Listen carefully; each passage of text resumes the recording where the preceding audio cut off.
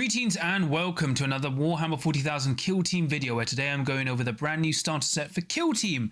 But first, thanks goes to Games Workshop for providing this to review for free. As always, I'm to be honest, impartial and constructively critical. But yeah, I'm covering the brand new starter set, so please remember to like and subscribe as well as comment. Let me know what you thought of today's video. What do you think of the starter set?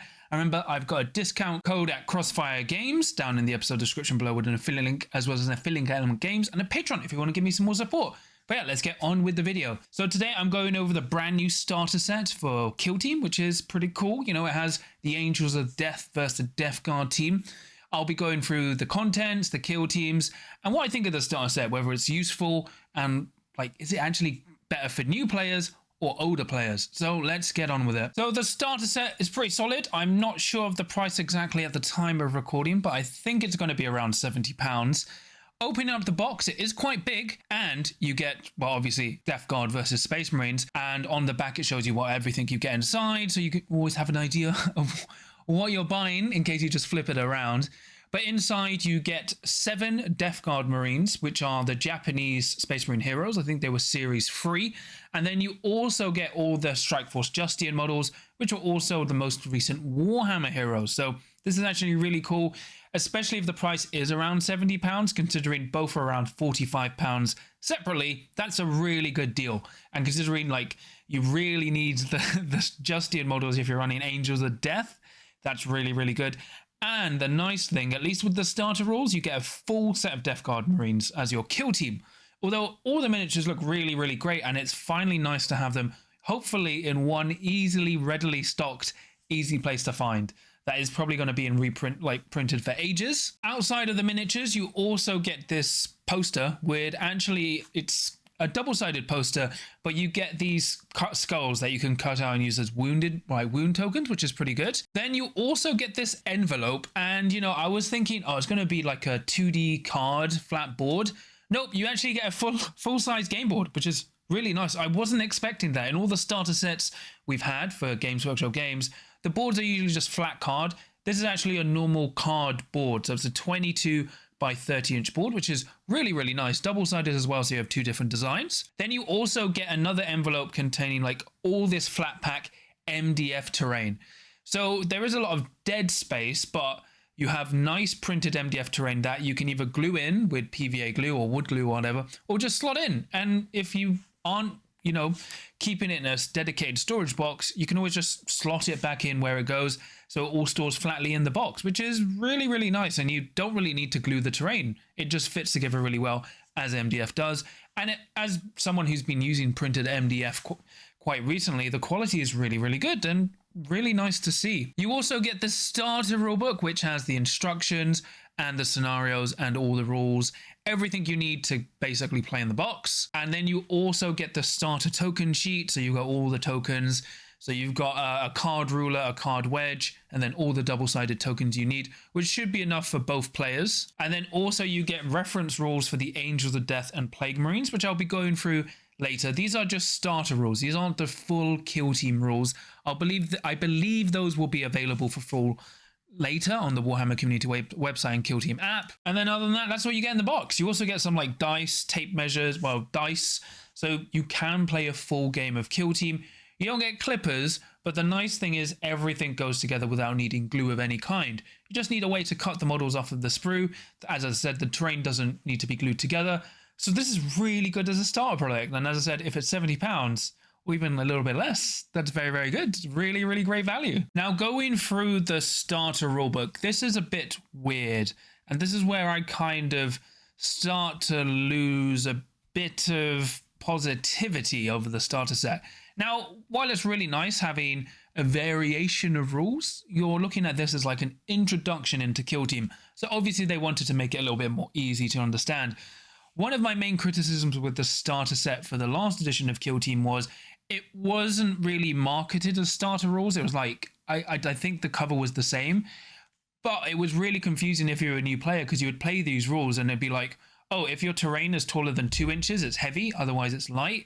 So you had terrain that was in the box that would be light normally, but count as heavy in the box because they just had walls, scrap piles, and barricades. So it's nice that they clarify it, but the rules have changed a bit, and I find it would still be slightly confusing if you're playing the starter rules going into the core rules, but it is a lot clearer than it was last edition, where you wouldn't even realize you were playing different rules. So obviously inside you get the starter section, which is like welcome to the kill zone. It's got the introduction to basically the game and the mechanics, how to build your models, then what you need to read, and then how you need to play with like the next steps going forward.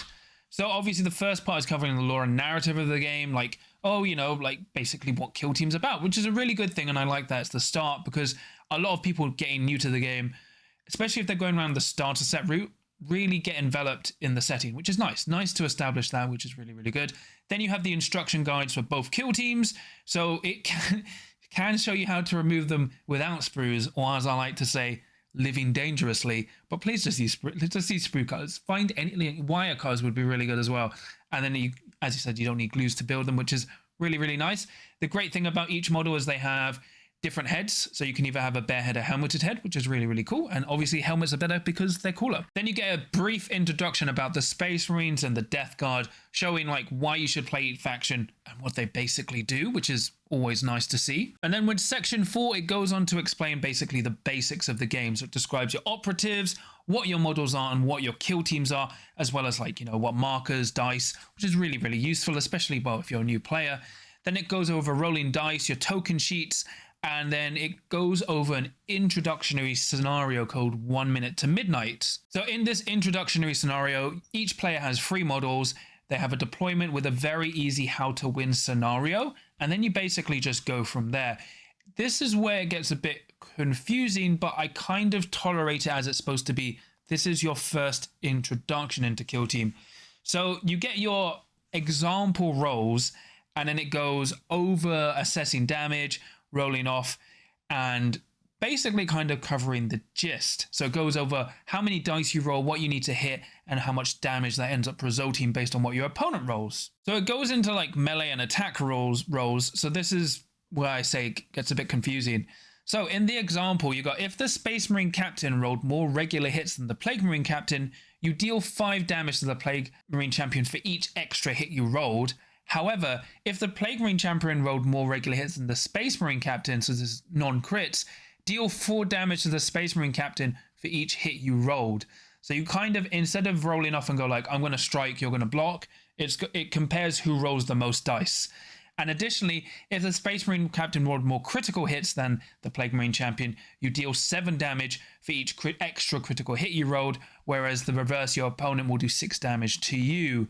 You kind of need to roll hot to win, and then it's just a introductory scenario, but obviously as someone who's been playing the main game for so long, it is a bit confusing.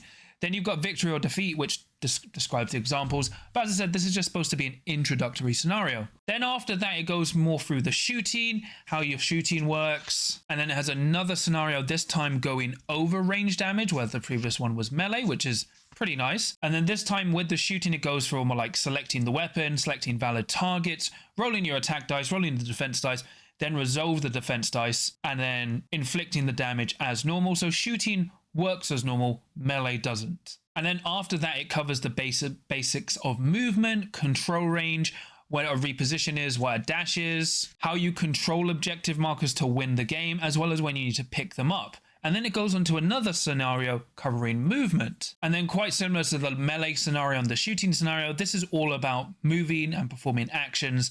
So, you know, repositioning up, dashing, falling back, which is pretty useful. It also combines charging and falling back, so it shows how you actually get into combat and then just resolving the fight action, but this time doing a charge, then a fight. And then in this scenario, now the attack dice resolve normally, so you compare your successes to your opponent and then you resolve by striking or blocking, and then it just carries out as normal, which is fine. It's just you get that confusing first part. And then after that tutorial, you get a tutorial about the APL and action system. So it goes over your APL limit, how you generate action points, and all the actions you can do, which are reflective in the core game of Kill Team. And then it has, once again, another scenario where you counteract, going through that, which is pretty clear, especially if you've been playing step by step. And then next it covers orders, so what a concealed order does and what an engaged order does, when you're ready and when you're expended. And then it also goes over visibility and cover, which works exactly the same as in the main game. So if any part of the model is visible to another, you're visible. And then in cover, it follows the same rules as the core rules where you measure targeting lines. And what's really useful when it's going over the examples of cover, it shows many examples of how you're in cover when you're within 2 inches. So despite cover lines, well, targeting lines, you're still not in cover. And then how you can get angles on people to shoot them around, which is actually really nice that it's shown quite clearly in these 4 images. And then when it goes to choosing a kill team, even though you will have 7 operatives, it actually makes you pick 5, and you've got a really constructed list, obviously to make it fairer, which is fine, but it represents a choice you can have and showing you when you play your games, you don't actually have to select all the models you use. You select a finite number, which is once again a good introductory into the game. You know, most Space Marine kill teams are 6 operatives, so getting used to 5 is fine. And then with the final tutorial mission, this time you actually play basically a full game, combining everything you've learned. So you combine every step, and then just play a normal game, which is pretty nice. But to keep this fresh, they add alternative setups, so you don't always have to play the same mission, and they add different goals, so like missions to play. So you've got loot, initiate transmission, and then you've got additional rules going over the special rules of your operatives and the weapon rules. So you have all the rules you need to play in an understandable way. It goes over blast, torrent, hot, all the actual rules, which is actually really good. And then it goes into the next steps. So it goes into what you should do after you've finished the starter set. So it goes into the kill team core rules, data cards for your factions, painting, buying the approved op card pack if you want to play more competitively, the equipment pack, and then as well as future expansions. They show other kill teams. So, you've got the season 3 kill teams from last edition. And then obviously you've got Hivestorm, which they're showing off there. And that's everything in the book. It's pretty comprehensive, and I do like it. I like the way it works, although I think you're going to find it quite limiting. As I said, the step-by-step guide to slowly introduce you into the mechanics of the game works really nicely, although I think you can get rid of the first part, which makes combat very strange, because my only downside is you play that combat first and you go, okay, then we go shooting, then we go moving, then we do combat again properly, but now combat's different to the combat you just showed me, and then you go into a full game. So I think if they just removed that first part, that would be fine. You do get 3 different mission types, and then you've got 3 different ways to play, which is either kill everyone, loot, or that transmission objective. So technically, you have 9 ways to play. Although I would have liked some more scenarios just in the book. I think that would have been fine. But I guess 9 is enough, especially that it's supposed to be an introduction. And then obviously, it's got all the other stuff. So overall, I think it's a pretty good book. Just some of it is quite confusing, which hopefully won't turn off too many players. Now, covering the faction rules, I'll start with the Angels of Death. Once again, these are just the basic rules. These are like starter rules. At first, I was kind of against it, but then I was like, you know what? If they go on changing the kill teams after, like with balance changes and stuff, at least the starter rules will always be permanent. So don't expect them to be a one-to-one copy. They're quite different. So let's get on with it. So as you can see, you have a nice Space Marine captain on the front. It goes over then quite quickly into your operatives.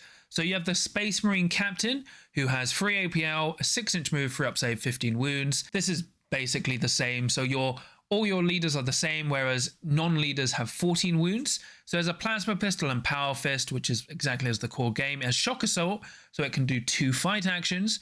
Then you have your Intercessor Sergeant, who has a Bolt Rifle and Fists, and it has Bolter Discipline, so this operative can perform 2 shoot actions through its activation.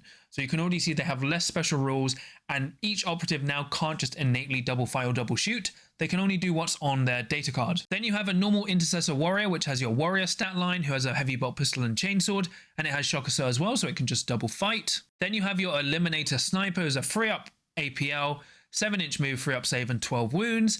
Then it's got its Bolt Pistol and Sniper Rifle with all its current rules, but this time it just fires once, which is a lot fairer. Then you've got your Heavy Intercessor Gunner, who works exactly the same, but has its Heavy Bolter, and it can use Bolter Discipline, which as a new player, you're probably just always going to take this guy. Then you've got your normal Intercessor Warrior with only an auto bolt rifle, and then you've got an Intercessor Warrior with a bolt rifle, even though he's throwing a smoke grenade. Both have bolter disciplines, and I guess they just kind of wanted to ignore the smoke grenade, which is fine. For the Plague Marines, so the Plague Marine kill team, look, you've got a lovely Plague Marine there. So you've got the Plague Marine champion, who has a 3 APL, a 5-inch move, 3 up save, and 15 wounds. So everyone does have a 5-inch move.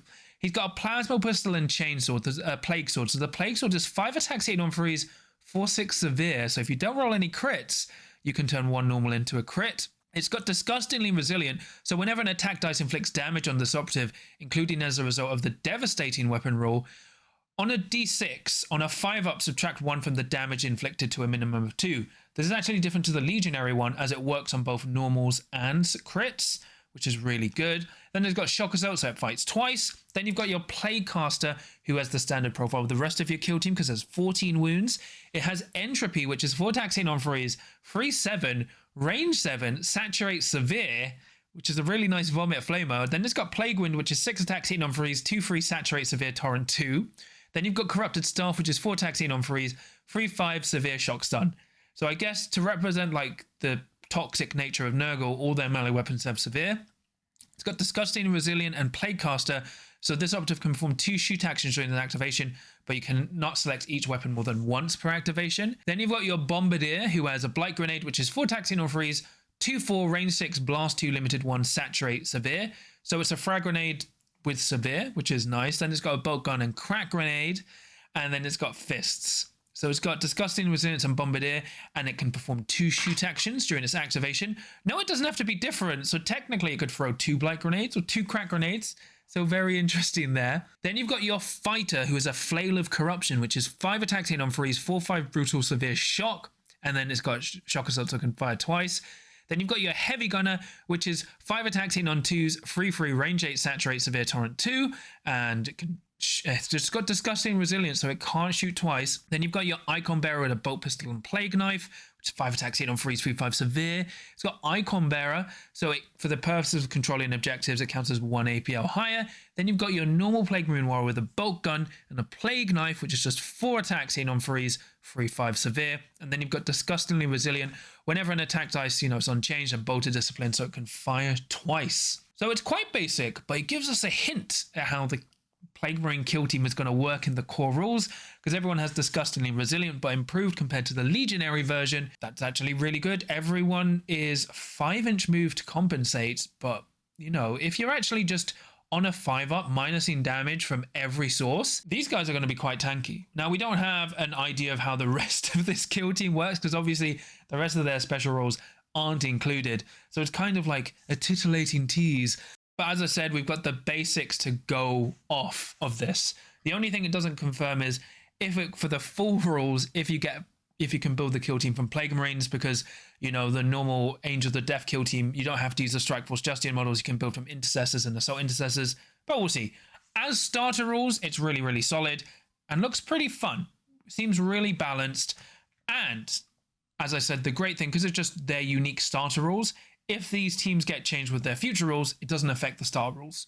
So before I used to hate the starter rules, now I think they're actually pretty good because I've had time to think and use my brain. And then finally you get the terrain. I like the terrain. I think it's worth talking about the terrain because it's Games Workshop's first attempt at MDF. And not only is it just MDF, it's printed MDF. So it's effectively fully painted and you get a lot, right? You get a lot of terrain and they don't really classify it as light or heavy. It's just terrain, which is useful because on the starter rules it's pretty basic, but you do get enough to fill up the board, which is really useful. There's no vantage terrain, but you effectively get like 4 pieces of heavy and 5 pieces of light if you wanted to use it for a full game.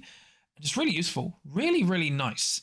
I am a fan of this because, as I said, the starter set for the last edition was pretty paltry when it came to its terrain. You were mainly buying it for those kill teams. At least this time, if you're buying it as a new player, you actually have a decent terrain set. It folds away really nicely. You don't have to glue it. It looks good. And you get a lot, which I think is a fair trade-off instead of having bare plastic or just like cardboard terrain. Because if you look at the other starter sets Games Workshop runs, they're just open boards or just have a big card block because they use the box as terrain. So I think this is a really good trade-off considering we also get a full card board. So if you're able to find other pieces of terrain to use for your own games, you have a solid foundation to work off of, which is really nice. I know people aren't a fan of MDF terrain, but I think it's really, really good, especially for how much they can fit in the box. And especially as a new player, the fact you can just go, wow, this is all pre-painted. It looks really good. And I've got my colored green Death Guard and then as well as my blue Space Marines. It's all good. I think it's fine. I'm confused why people are upset, but it is what it is. So for the starter set overview, do I think this is good? Yes, I actually think it's really great. I think it's amazing for new players, although the only downsides I will mention is the first scenario is going to be quite confusing because, as I said, you have a weird melee scenario, then shooting, movement, then proper melee, and then you have the full games. And then the other thing is, I don't think this is going to be available for new players because you know what's going to happen? All the existing players are going to buy it for the Death Guard Marines and the Angels of Death. That is my main worry. I hope Games Workshop make enough and also keep restocking this product, because the other thing is 40k players are going to want to buy this for the Death Guard Marines, and you know, it is what it is. They're very popular. I do really like that it's Space Marines v Space Marines, because before in these starter sets you would have like Space Marines versus the weird horde, and the problem is, you know, the person who always got the Space Marines would be very, very happy, and the player who got the horde would be like, yeah, that was a game. At least this time, both players have a fairly even match where the Plague Marines are slightly tougher and slower, whereas the Space Marines just work normally. And I think that's fair. You have basically evenly matched operatives and teams with slight minor differences, which gives people a taste of the full game, and it doesn't make someone feel bad, and it also makes it easy to swap around. So you can go with your friend, okay, I've played as Space Marines, you've played as the Plague Marines, let's swap around and see which one we prefer more. That's really good. And, you know, I know originally I thought it was quite bland, but the more I've thought about it, I actually think it's a really good choice, because you look at lots of other starter sets, like even Commandos versus Orcs, like Commandos versus Death Guard from the last starter set wasn't exactly balanced. Obviously, the 10 Commandos were always going to beat the 10 Veteran Guardsmen, but it's a really good way to play and introduce players. I also like how the scenarios in the book only make you play with 5 models. And then, you know, if you wanted to go crazy, you could have a full game of 7. And you still get all the rules, and it gives you nice ways to select. I think it's just great for new players. It's a really complete experience, and now a valid way to get into the game, because unfortunately the Hivestorm box is while stocks last. So while the Hivestorm box for me is the best way to get into the game, if once it's gone, it's gone. And at least the starter set is a nice, reliable way to get into the game. I understand why the equipment sprue isn't in the starter set, although I would have really liked it if it was, but I think it would have been a bit too complicated considering this is supposed to be an entry product. And as I said, I would have liked more scenarios, just some more, like maybe 3 general scenarios to get more playability out of it, because after effectively doing the 3 missions with your 3 different ways to score it, you kind of had it, and then you just kind of have to move on. The good thing is all the rules are free, so if you want to expand, you can get more, well, deeper into the game, although you would then go on to the light kill team rules, which is not enough, and then you're kind of locked into buying the core rules, which isn't the greatest, although considering, you know, this thing is going to be around £70, it's really good value. The other thing is people really wanted approved ops in the starter set, and I don't think that would have been a good idea at all. I think what we get is really good. As I said, you get dice, tokens, a game board, lots of terrain, and 2 full kill teams, which is really, really useful. And as I said, once we get the full rules for the Plague Marine kill team, you know, once you've had your fun with the starter set, you can just go onto the Warhammer community website or the kill team app and go, okay, now I'm going to look at Angels of Death, and now I'm going to look at Plague Marines. Wow, I can just play a full game properly now, which is really, really nice. And, you know, the card tokens have the measuring stick, so you can just play around. So it's useful. I think the starter set is great. As I said, if you're still like umming and ahhing about getting into kill team and aren't interested in like, or put off by the price of Hivestorm, because even though it's a great value box, it is a lot. You can basically get the starter set for 50% off and have a good choice, like a good go at it with a friend, because you can just reliably split those teams, and then just whoever wants to play around can host the terrain for where like you want to come over and play, which is really, really good. Like, as if this is actually £70, considering each kill team is £45 alone, you're saving £20 alone, which is really, really good. Like, this is a great entry product, and while I think it's gonna fly away. And yeah, you know, if you are an old player, like you've played a lot of kill team and you want these models, just give the new players a chance. Give them like, I don't know, an hour. Let them try and pre-order it. So that's the only real downside. But that's pretty much it from me today. Please remember to like and subscribe as well as comment. Let me know what you thought of the star set. Did you find it useful? What do you think of it? And what do you think of the contents? And remember, I've got a Discord you can check out for free in the episode description below, an affiliate link at Element Games, and a Patreon, as well as a an affiliate link at Crossfire Games with a discount code, and a Patreon if you want to give me some more support. And I'll quickly shout out my patrons. So for my adepts of the crit, I have Zombie Businessman, Tom, Super Cow, Steven, Sam, Professor, Nick, Mercenary Q, Mr. Meatwad, Lucas, John Thomas, Graham, Fangzu, Draken, Dave Meatswell, Darcy, Dad of Golden's Chris, and then for my veteran of the crit, I have Sam, Joe, and Mark. So thank you so much for your support. It really means a lot to me and helps support the channel. But yeah, starter set's really cool. Games Workshop are hitting out of the park. I think it's the best starter set they do. It's a really good entry point, especially if you join into the game now. You can either go all the way in and buy Hivestorm, which is my preferred option, or if you just want to test the waters, especially with a friend, you can go in the starter set and have a nice affordable way to get into the Kill Team game that will last for 3 years. It's really, really cool. I didn't have time to build and paint the Plague Marines, but you'll see what they look like soon. I've got a nice plan with what I'm doing them. I've already had Strike Force Justian because I had it a while ago. So that's really nice. And yeah, just these models look great. Although I do think the Space Marines are easier to paint than the Death Guard. The Death Guard have way too many details. And I'm just like, just contrast all the way. But yeah, I'm really happy with this. And I can't wait to see what Games Workshop keeps bringing out for Kill Team. But remember, no matter how new you are to the game of Kill Team, there's always a chance for you to win. As long as you can roll a crit.